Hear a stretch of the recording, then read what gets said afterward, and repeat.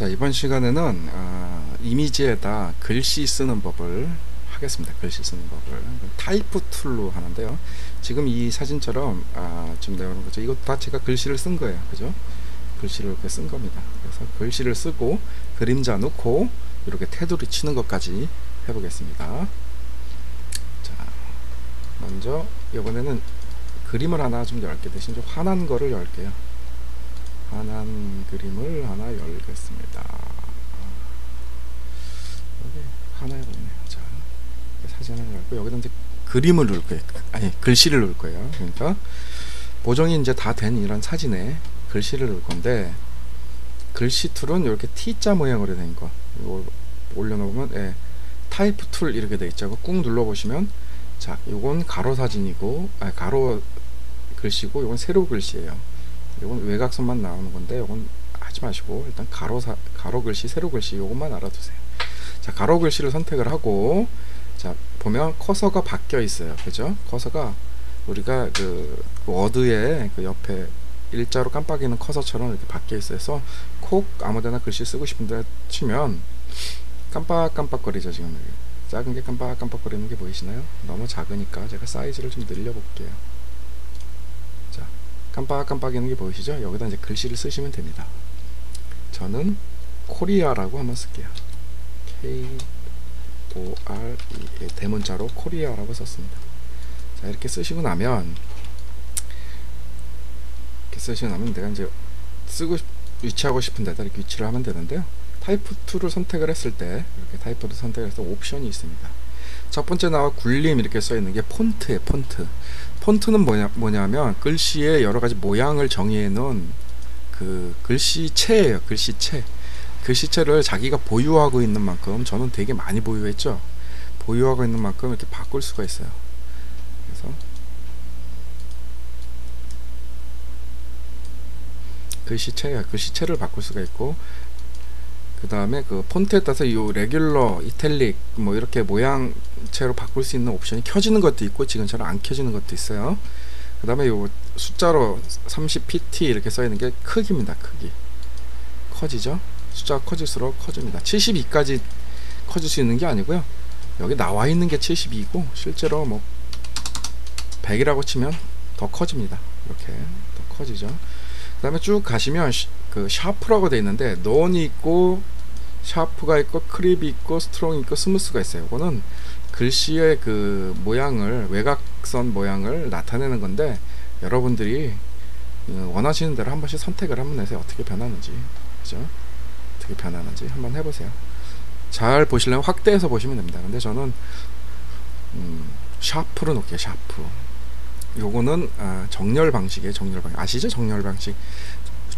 좌측 정렬, 가운데 정렬, 우측 정렬입니다. 글씨가 한 줄일 때는 상관이 없는데 두 줄, 세 줄 그럴 때는 어떻게 해요? 정렬 방식을 통해서 어느 쪽으로 정렬했을 건지 그거를 결정을 하는 겁니다.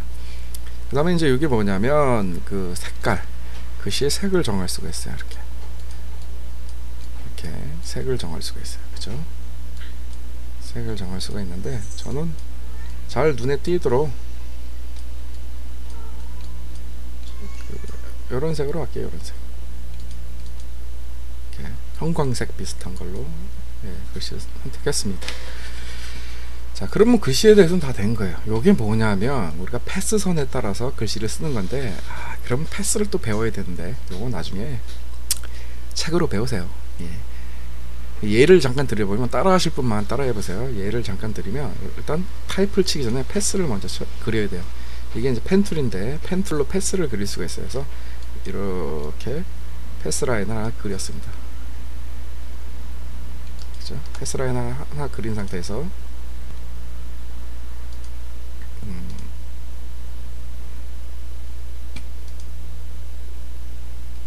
아이고, 이렇게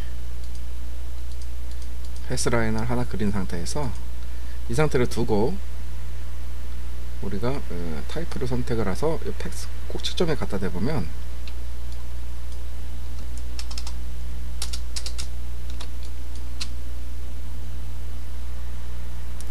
이게 잘 보이실지 모르겠는데 마우스 커서가 바뀌어요. 이렇게 싹 보시면 바뀌어요. 그죠? 바뀝니다. 그죠? 그냥 이렇게 일자인 상태에서 바뀌어요. 그래서 거기다 톡 치면, 콕 누르면 그 패스선을 따라서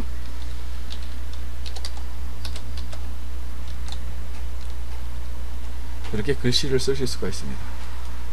글씨를 이렇게 글씨를 쓸 수가 있어요. 다 썼으면 요건 버리셔도 돼요. 버려도 돼요. 그래서 이렇게 모양 글자를 만들 수가 있습니다. 모양 글자를. 그래서 요거는 책으로 배우세요. 책으로. 쓰는 법은 되게 간단한데 패스를 써야 되고 하기 때문에 책으로 배우세요. 이런 것도 있다. 자, 이 상태에서 우리가 이제 글씨에 대한 옵션은 다 선택을 했으니까 이제 뭐를 할 거냐면 글자체도 좀 바꿔볼게요. 코덱체 같은 거 이렇게. 그래서 샤프 이렇게 바꿀 수 있습니다. 근데 글씨 크기도 여기서 이렇게 안 조정하시고 선택 툴인 상태에서 사이즈만 조절하시겠다면 선택 툴로 바꿨어요. 마우스 오른쪽 눌러서 프리 트랜스폼으로 역시 크기를 조절을 할 수가 있습니다. 조절을 할 수가 있어요. 근데 여기서 중요한 게요. 레이어를 하나 복제할게요. 이 상태에서 저장을 하면 PSD로만 저장이 돼요. 이렇게 저장을 하면 PSD로 저장이 되죠. JPG로 저장을 하려면 뭐라고 물어요. 그 프로그램은 뭐라고 묻죠. 이게 뭔 얘기냐면 이 레이어들을 다 합치겠느냐 이 뜻입니다. 레이어들을 다 합치겠느냐. OK 하면 레이어들을 다 합쳐서 한 장의 레이어로 만들어서 저장을 하게 되고 캔슬을 하면 죽어도 저장이 안 됩니다. 그죠? 여기 이렇게 세이브를 하면 그래서 우리가 이걸 이제 레이어를 합치기 전에 미리 합치는 경우가 있는데 미리 합치는 경우가 뭐냐면 자 위에 레이어를 아래랑 합치는 거 제가 했어요. 뭐예요? 머지 다운. 단축키가 어떻게 돼요? 컨트롤 E. 그러면 이제 글자와 사진이 합쳐진 거예요. 그죠? 글자와 사진이 합쳐진 겁니다. 그래서 타이프 툴을 이렇게 쓰시면 됩니다. 혹은 이 타이프 툴은 언제나 수정이 가능해요. 이런 식으로 글자도 수정이 가능하고. 근데 이게 더 이상 수정할 필요가 없겠다. 그래서 타이프 레이어가 아닌 일반 레이어로 바꾸겠다 그러면 레이어 옵션에 레이어 스타일에가 아니구나 레스터 사이즈라는 것이 있습니다. 레스터 사이즈. 여기에 레이어를 선택을 하시게 되면 일반 레이어로 바뀌어요. 일반 레이어로. 그럼 더 이상 수정이 불가능하겠죠. 글씨로는 더 이상 수정이 불가능해요. 그죠? 보면 레스터 사이즈도 활성화가 안 되어 있습니다. 그래서 일반 레이어로 바꾸는 거 레스터 사이즈에서 레이어 이렇게 하는 거 더 이상 수정이 안 되고요. 그냥 타이프인 상태에서는 수정이 된다. 그게 다릅니다. 자, 그 상태에서 요것만 보면 모르겠는데 이 상태로 정리를 해 놓으면 여기 보시면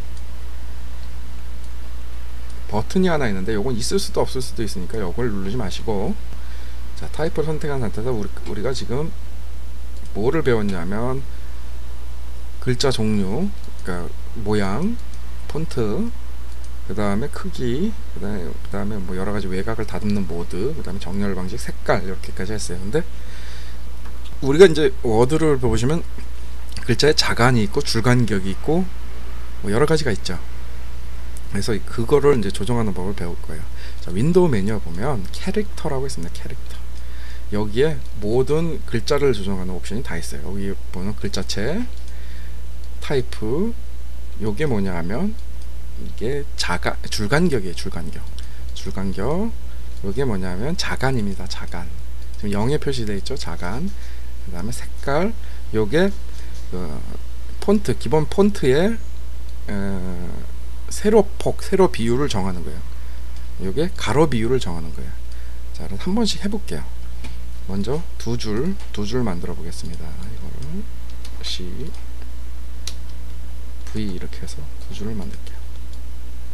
이 상태에서 자, 줄간격이 지금 오토로 되어 있죠. 오토로 되어 있고 글자 크기는 145인데 줄간격이 오토로 되어 있어요. 그래서 제가 이거를 72로 놔볼게요. 어떻게 됩니까? 겹치죠.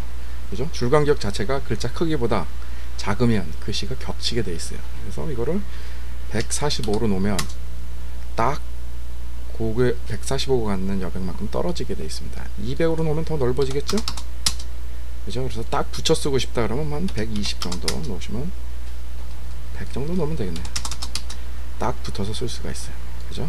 그 상태에서 줄간격을 알아보셨고요. 그 다음에 이게 자간인데요. 자간은 여기에 표현된 거 이상 할 수가 있어요. 그래서 마이너스 100이면 그만큼 자간이 줄어들었죠. 그래서 0인 상태에서 플러스 100이면 늘어나요. 그죠? 물론 이게 마이너스 100 아니고 마이너스 300도 할 수가 있어요.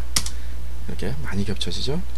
플러스 200까지 돼 있는데 플러스 200분이 아니고 그냥 400으로 넣을 수도 있어요.